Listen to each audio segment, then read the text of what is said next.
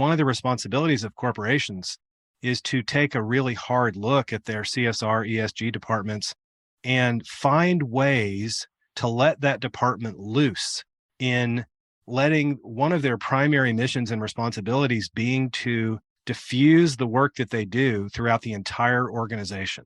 It's messy, it's hard to keep track of, but it allows people throughout the organization to be involved in the good work that the company is doing that is real and true and not made up social washing or greenwashing. Human trafficking doesn't always take the form we first imagine. It can be found at almost any level of an organization's supply chain. What can compliance professionals do to assess human trafficking risk, and how can they leverage the resources of the organizations they work for to help root out this tragic problem? Gwen Hassan is here to help. This is Hidden Traffic. Hello, and welcome to a New Year's episode of Hidden Traffic. I am Gwen Hassan, and I'm thrilled today to have as my guest Shawn Askinosie. Shawn has a long list, so bear with me. He is not only CEO of Askinosie Chocolate, he's also a TEDx speaker. He's an author. He and his daughter wrote a book entitled Meaningful Work: The Quest to Do Great Business, Find Your Calling, and Feed Your Soul. I love the name of that. He's also been named by Forbes one of the 25 best small companies in America. And I love this one, named by the Oprah Magazine, one of 15 guys who are saving the world. That's big. That's huge. You're saving the world. That's fantastic. So welcome. I'm so thrilled to have you. Well, thank you. I appreciate that. Thank you for the introduction. And by the way, that Oprah thing was a long time ago, so clearly I haven't saved the world yet. Well, you're on your way. Let's hope. I'm on the way to saving me. That's my main objective. Well, you know what? I mean, we could talk about Don Quixote and other examples. Every good journey towards saving the world starts with saving yourself. We can get all philosophical about, not pouring from an empty cup, which I think is something a lot of people do, especially compliance professionals, right? Where they're so overextended that they don't take care of themselves. Yes. In fact, this is what you raise is a perennial problem across all faith traditions. We could talk about any religious faith tradition that involves an element of activism, and people find what you just said, that they are so trapped by these activities, which are good and are just and driven out of love, but then they find that they are then sort of, when I say trapped, it's because they're kind of like lured into doing it again and again and again because it's good, because it's the right thing to do. Mm-hmm. And then by the time they know it, they've depleted themselves and there's nothing left. So yeah, this is a problem, and absolutely, I would imagine would be a problem for compliance professionals who find themselves in the middle of a large organization in which maybe they're having some challenges bringing people on board to the way they think things should be done. We're a little off track, but I love this conversation, so we're going to keep going. There's this idea too I think it's changing, but amongst a lot of, especially corporate America, that it is the job of the compliance team to be compliant for the company. Like, you could somehow carry the entire corporation on your back to the promised land of compliance, which of course is not at all feasible. The role of a compliance person is to be a coach and an advisor and a guide, and to a certain extent to proselytize, as you would in a faith tradition, the message of, hey, here's why this matters. Here's why this is important. Here's the value that you bring to not only the organization, but to the world when you do things the right way.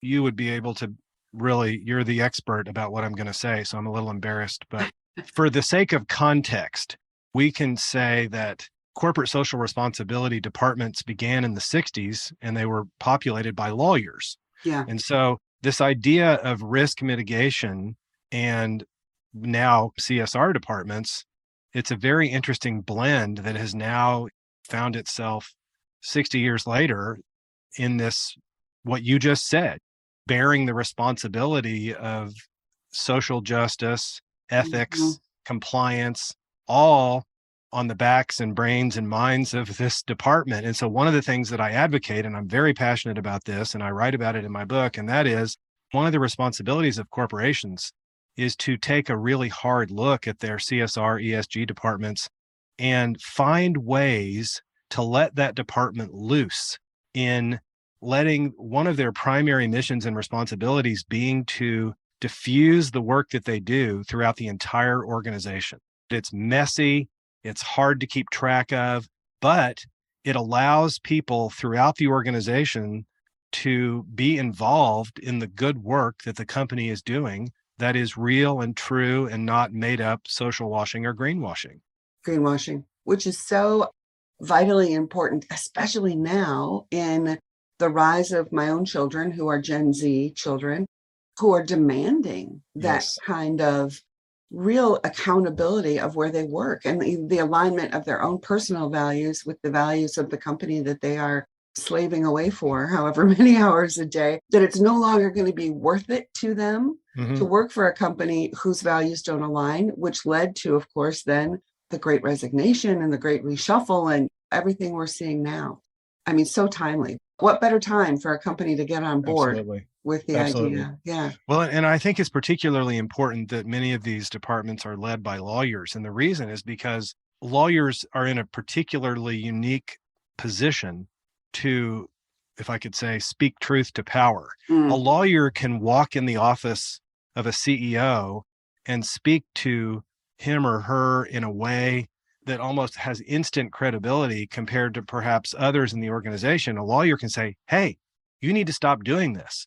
Yeah. This company is going to be in trouble, or the opposite of, we need to be doing this in order to be better corporate citizens and to remain vibrant in our community.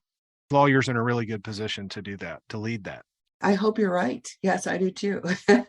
All right, I'm going to get us back on track, which is, thank you so much for all of that. But let's talk a little bit about how you got here, which is obviously you've been in leading your own as your own CEO company for a while, but what drew you to work in this kind of a sustainability space, CSR space, clean supply chain space, and why chocolate?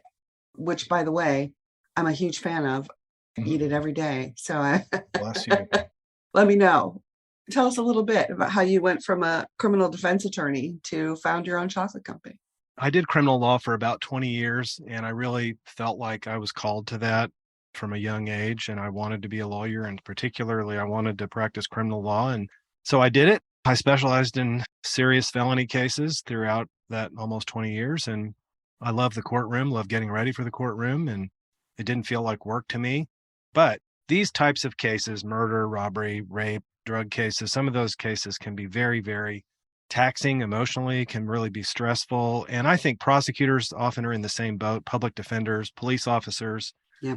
You can only work in that space for so long, and you either find a way, inhabit that space, or you leave. Yeah. And for me, I needed to leave. And so I tried other areas of the law and just see if it would continue to inspire me, and it really didn't. So I just tried to think of things that I could do, and I didn't know how to do anything else. I didn't really have any hobbies. I didn't know, I was a political science major, and I didn't take any business classes, and I'm not really particularly mechanical.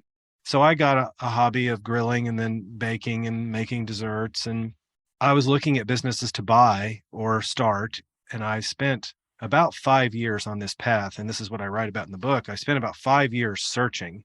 I wanted to do something inspiring. I was inspired to practice law, and I wanted to have that sense of passion again. And that was hard. That was really hard to find the right thing. And I struggled with it and went through a lot of emotional turmoil about that, the way a lot of people do, who are people who need to find their work engaging and need to be passionate about what they do during the day. And so anyway, I landed on chocolate by just really through chocolate desserts. And then this was back when nobody in the US was really making bean to bar chocolate.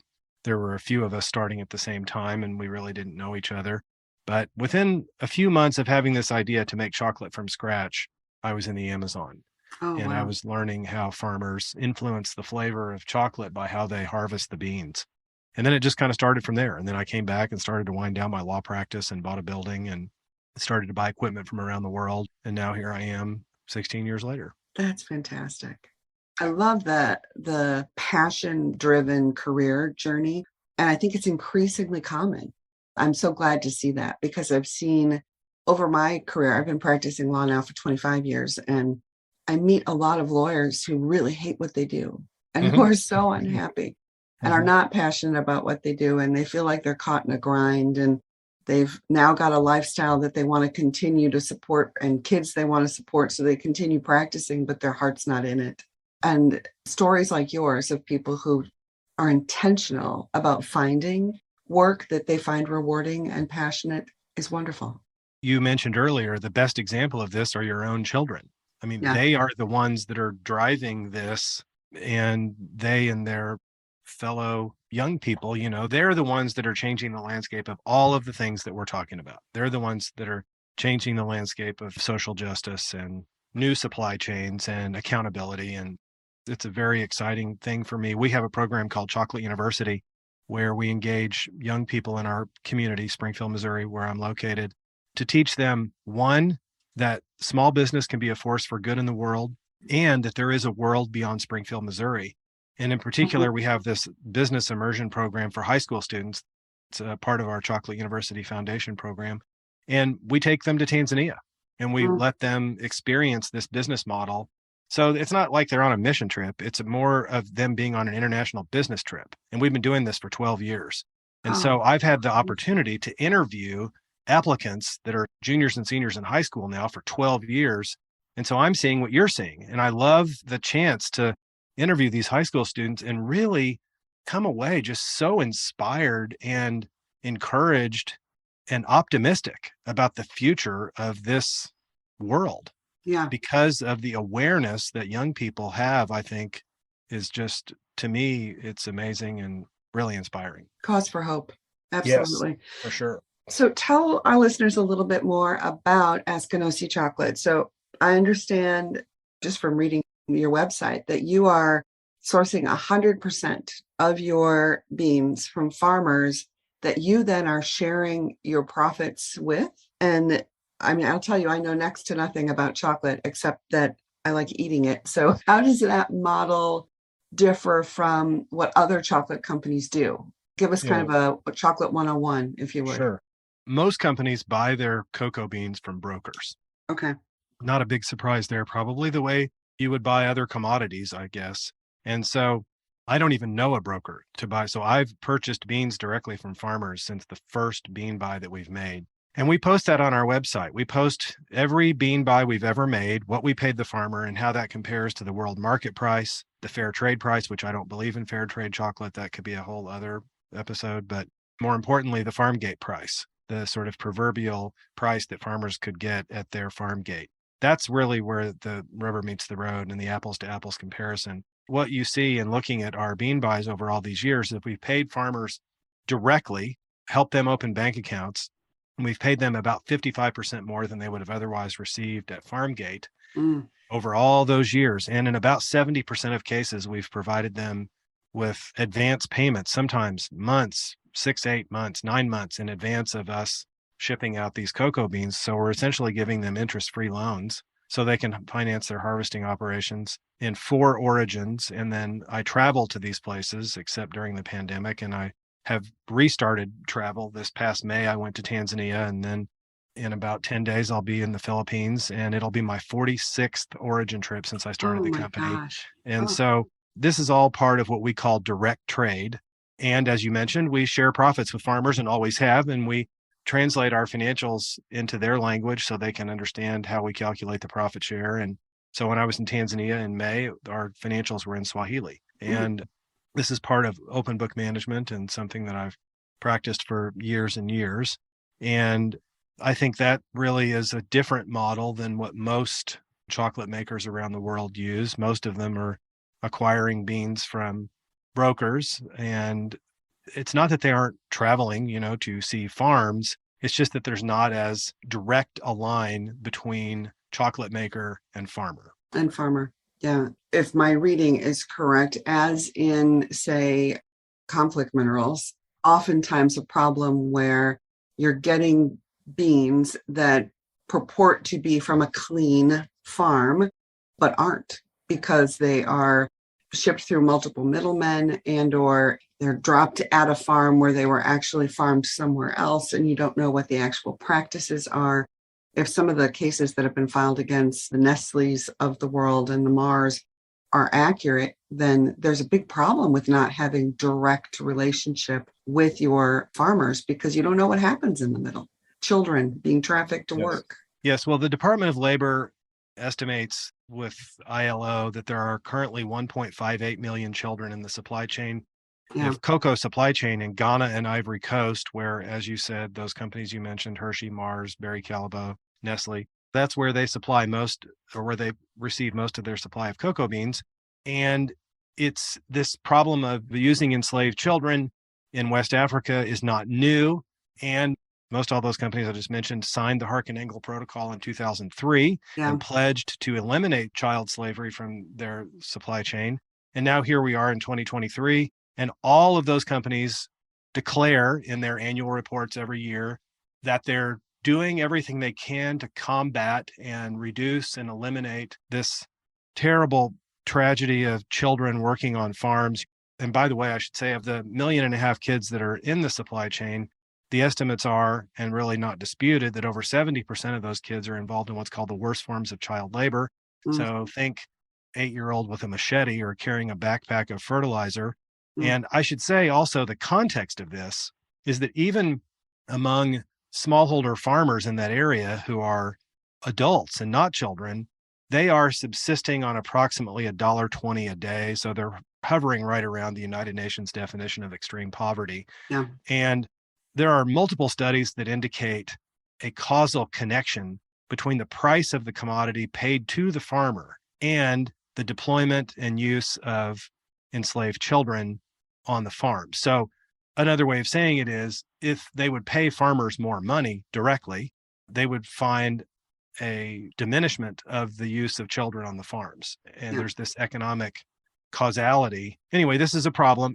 I should conclude this little part by saying that these companies, Nestle and others, say, well, we admit that there's a problem. Yes, we are moving the goalposts every chance we get to lengthen the time that we say that this problem is going to be addressed and removed from our worries and concerns. But then they say the fact that we've admitted it is now being held against us by, for example, formerly enslaved children who have sued Nestle, Yeah. who lost in the US Supreme Court in June of 21. So they then claim to have no direct knowledge, and Yeah. they use their supply chain as a defense. And it's not a defense, and it shouldn't be a defense. And here we are in 2023, and publicly traded corporations are allowed to exist in super complex supply chains, not necessarily because they're more economically beneficial, but because they allow them to hide. Yeah. And we should not permit that. It gives them that plausible deniability argument where, Yes. oh, it's so complex, we can't possibly have visibility to it. I saw one of those aforementioned companies publish in their CSR sustainability ESG report a very proud and kind of bragging statement that they had achieved a place where 55% of their cocoa supply chain was child labor free. Yeah. And they were so proud of that. I actually posted, wow, talk about a spin job, because that's the same as saying we enslave children for 45% of the chocolate that we make. How can you be proud of that kind of a figure when your figure is zero? And yes, you pay more, but it's worth it because you're protecting the supply chain all the way through. I believe that these companies should be held to account. And the problem, I think, is that many, if not all of these companies are so beholden to share price and shareholders and profit that they believe internally that there's no way out, that there isn't a resolution to this without diminished profitability in the company. And they will use that as kind of a rationale to do all kinds of things, not the least of which is find a way to manipulate these third party certifying supposedly independent reports Mm. to their benefit.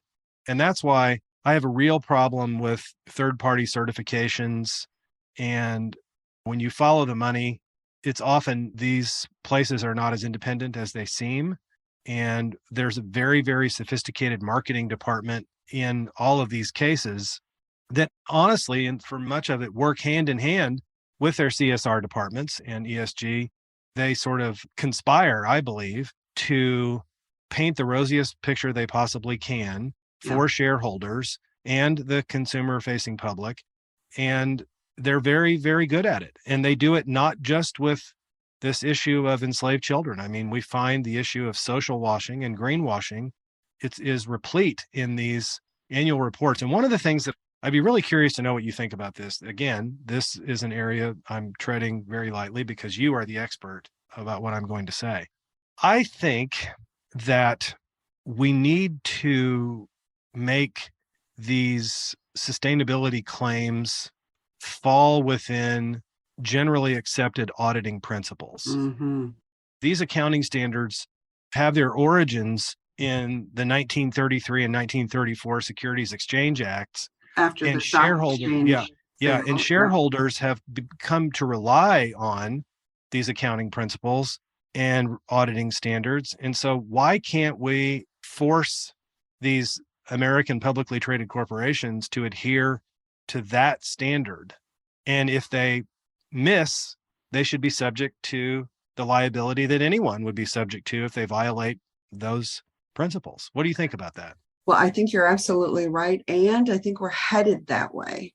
But I think it's going to be slower than any of us want, because until we can get an agreed upon set of standards, whether they're the GRI standards or something else, the ability to apple or orange to orange, even apple to orange, is not currently available. There is, I actually teach a class on ESG, as I think you know, at Loyola's Law School. Yep. One of my favorite slides for my students is there's a ranking system out there on ESG and how good of a company you are from a sustainability standpoint. There are 5 different rankings of Apple. Apple is ranked as A+ by one of the ratings agencies, the best sustainability company out there. One of the other ones rates them as a D-. And it's arguably the same set of things that they are looking at, but there isn't an agreed upon standard, there isn't an agreed upon measure. And until we get there, which I think we're still a couple of years away from, we won't then be able to translate that into the kind of SEC rules that SEC has been talking about now for years as well. But I think there's hope on the horizon that we are driving towards that, and we'll get to a place where you've got the ability to compare companies truly on a standardized basis and hold them accountable for what they're saying. So I think it's coming. I think you're right on track, but it's going to require more patience because we're not going to be there this year. That's for sure. Well, I mean, accounting firms charge for this. I mean, if an Yeah. accounting firm is willing to sign their name on the dotted line of an audit and stand by it, they know what happens if they're wrong. Yeah. And I think it needs that kind of accountability. I hope it can get to that place. I hope so too. I agree with you. It'll be really interesting to see too, then how that translates into corporate America in terms of what I hope will be then a recognition that all of this, whether it's SEC compliance from a finance standpoint, or whether it's your sustainability or ESG program, all of it relates to risk reduction. And at its core, this is a risk practice. And so companies who aren't paying attention to this are by default accepting a much higher risk profile that should then drive shareholder decisions. You know, whether or not you're going to invest in a company should be driven in part by what you think their risk practices are. Are they a risky company? Are they not? Do they have a risk philosophy where they are knowingly trying to reduce risk, or are they out there just flying by the seat of their pants? So hopefully we'll get there eventually. I want to go back to what you mentioned about third-party auditing firms, because so many people rely on when I say people, I mean corporations and their employees rely on outside auditors with the idea of outsourcing the due diligence of their supply chain. So they'll hire an outside supply chain auditing company to do the work for them and tell them whether or not their different suppliers are clean or not. I take it you're not a proponent of that model, given that you don't use it yourself. And you mentioned kind of the corruption that can be present in those models. And I wanted to say I agree with you 100% on that. And it reminds me a lot of a case I've talked about previously on the podcast, which is actually a human trafficking case related to rubber gloves, the Top Glove case, where they had an outside auditing firm who reviewed this operation of theirs in Malaysia and came back and said that there were no signs of trafficking. And this was, a clean operation, gave them an A on a review standard. Less than 12 months later, revised their rating and gave them a D after Channel 4 in the UK got a hidden camera in and filmed conditions in that plant. So again, it really raises the question, are those outsourced auditing firms worthwhile at all? Is it in fact better than nothing? Maybe not. Maybe the only solution is that you have to do it yourself. What do you think about that? You and I agree on this. And I mean, yes, you're right. We do this ourselves. And I think it's what you said earlier. I mean, it's a case of plausible deniability when you can cede responsibility of a major part of your organization to someone else. And these companies that we're speaking of would not cede quality to a third party and then say, well, this third party says that we have good tasting chocolate, so I guess you can believe them. They handle this internally and they depend on it internally and hire a lot of people to make sure that it's the quality that they expect, with quality assurance departments and everything else. So I also think that when we cede the responsibility of something this sacred, and I do fundamental. believe, it's fundamental. And I don't use the word sacred lightly. I mean, we're talking about, for the most part, we're talking about people. We're talking about human beings. We're talking about children. Yeah. And these are not just numbers in a report or images in a annual report that you hired some photographer to take. These are real human souls. And so I take this as sacred. And if you're going to cede the responsibility of the care of that to an outside third party, then I think it sends the wrong message to the people inside your company. So I think that this, to me, is a core principle of an organization, and organizations really need to rethink that idea because of the message that it sends to employees within the organization. Mm-hmm. And there are ways, of course, to bring all of this in-house and to handle it in-house and to send the message that it is sacred, it is important, and we are going to take the time and money and resources required to do this imperfectly, but with more intention. But ethically, yeah. Yes.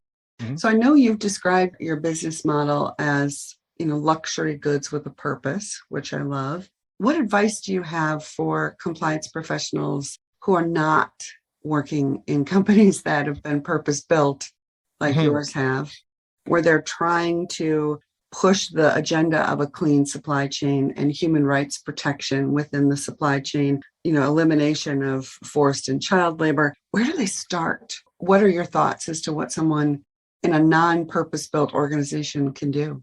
Well, let's say that this was one of your children or one of my grandchildren, and they were coming to us and saying on this podcast, if they were on the call, what would we tell them if they asked this question? And the truth is, we'd probably tell them to quit. If this was a publicly traded company and my granddaughter, Goldie, was a fairly newly minted lawyer inside the CSR department at some publicly traded company that was so-called wrestling with these issues of social justice and enslaved children and all of these things that we've been talking about, I really think that unless they can find alignment in the C-suite, and I mean real alignment, not marketing alignment, but shared philosophy, commitment, then it's pretty much a lost cause. I'm sorry to say that.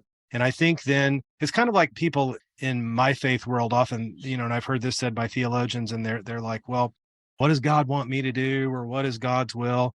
And one of the things that I love about theologians who say, oh, well, you want to know what God has in store for you or what God's will is for you? Go find where God is working and join that. Mm. So I would use similar advice to young people who find themselves trapped in a CSR department of disaligned or misaligned philosophies with the C-suite and say, go join this work where you can be part of this work and be part of moving the ball forward. Because if you're in a large organization as a young lawyer or a young practitioner in this field, I think you're swimming upstream unless you can find alignment and build coalitions across departments, not just CSR, Yeah. that will have influence in the C-suite. Then I hate to say it, but it's a lost cause. So I think these people need to find organizations that seem to be aligned with their philosophy so they can join them and be a part of this work and make things better, or start their own organizations and become entrepreneurs and small businesses that are hopefully going to grow and touch more people. So kind of like we were saying at the outset, really what we're after here is we're after the people that we're talking about now who are expressing dissatisfaction or need advice about what to do in order to influence their company. We need to remind them also that really their real responsibility, and this is Gandhian, but the real responsibility is that they change their own heart, that there's an interior transformation of themselves, and that they take a little bit of the burden off of themselves that they feel for changing the world and changing everybody else around them. They will find a sort of key that unlocks this door, this mystery, if they can spend the time professionally and personally to work on themselves. Yeah.